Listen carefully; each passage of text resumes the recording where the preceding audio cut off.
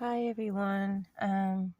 So I wanted to talk a little bit about my employment history because I feel like you know, it somehow ties into to me just being a starseed and these corporations and my relatives, whether I'm adopted or not, knew this information. And so in the beginning, everything was normal. I had like little jobs at the Hilltop Mall in Richmond, California. But once I started working for like larger corporations, the first place that I really got a job at was Fry's Electronics in Concord, California. It was owned by these brothers called the Fry's Brothers. And I remember working there, and I started off as a part-time cashier, and I continuously got promoted.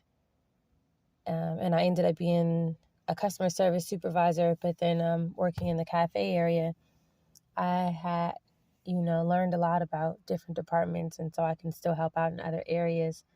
I was even the hire manager there too for a little while, but it was crazy because it was like, you're not really supposed to talk to other people about how much money they make, but of course I was always curious because I felt like I was underpaid.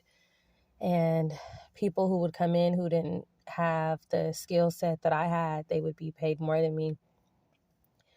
I remember having district walks, right? And these are like walks, I want to say it was called Mopar, where basically the district manager, I'm not going to say his name, but, he would come down and he would walk every department. And so if you were the supervisor who was in charge of that department, then, they would give you a rating, right? So whether it was cycle counts, inventory, sales, staff, meeting, beating, goals, metrics, things of that nature, attendance, you would receive a rating. And so I pretty much got good ratings. But it seemed like I couldn't get further than that supervisor position. And every time I would try to ask, or they would give me new tasks to do, I would complete them. I would execute them. Like I would do everything that I was supposed to do, and I just couldn't get that promotion. They started hinting to me, the management staff started hinting to me, that the district manager had a crush on me, and I just was totally not interested. So at that point, I knew, or I felt in my gut, that there was something wrong, and that if I didn't show interest, then I probably wouldn't move up in the company much further. What I did was instead, I ended up getting a second job at Home Depot, working in the kitchen and bath department, also in, I want to say, Concord. This was like a smaller Home Depot. It wasn't like the big one. They had opened up these smaller ones. And so I was working at a smaller Home Depot. So I was trying to juggle two jobs. I had just recently had a baby, and I was also taking night classes at Contra Costa College in San Pablo, working my butt off as much as I possibly can. When I was home, I was literally home basically to sleep. So fast forward to, I'm just going to really just talk about the jobs that I had. So after that, I ended up working at Home Depot again, but this time it was the Home Depot located in San Rafael, California. I remember running into Holly Berry there. That was one of the highest gross sales stores in Northern California. I don't know if it still is, but it was. I worked there for a while as well. Once again, started off as a cashier, temporary cashier, worked my way all the way up to a supervisor position. I became product knowledge certified in every single last department. I started doing some tasks that the assistant store managers, wanted me to do, and just doing whatever I can to show them that I have what it takes in the skill set. I even helped them opened up, I want to say it was the Home Depot in Roseville, and I helped them train people who were getting ready to start working at that store. So I put in a lot of work there.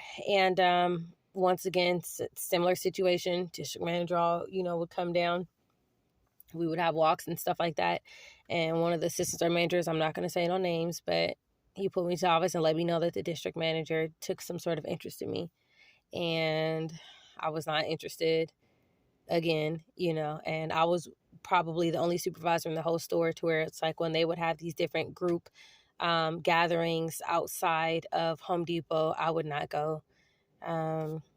at lunch, I pretty much ate by myself. I didn't hang out with people outside work and stuff like that. I was just mainly focused on my job. So same situation. I was a supervisor doing as much as I possibly could, learning everything. I'm a huge, great learner, and they would not pay me nothing like what I was supposed to get paid. I remember they had hired a new scheduler, and she was also the one, I guess, who could see like the pay rate. And she pulled me back there one day and she was like, I'm pissed.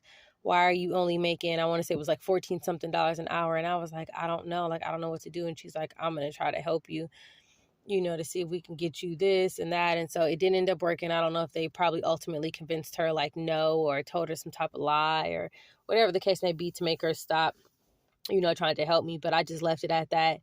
And same situation. There were so many people there who, did not have my work ethic and things of that nature, who would be offered more money than me.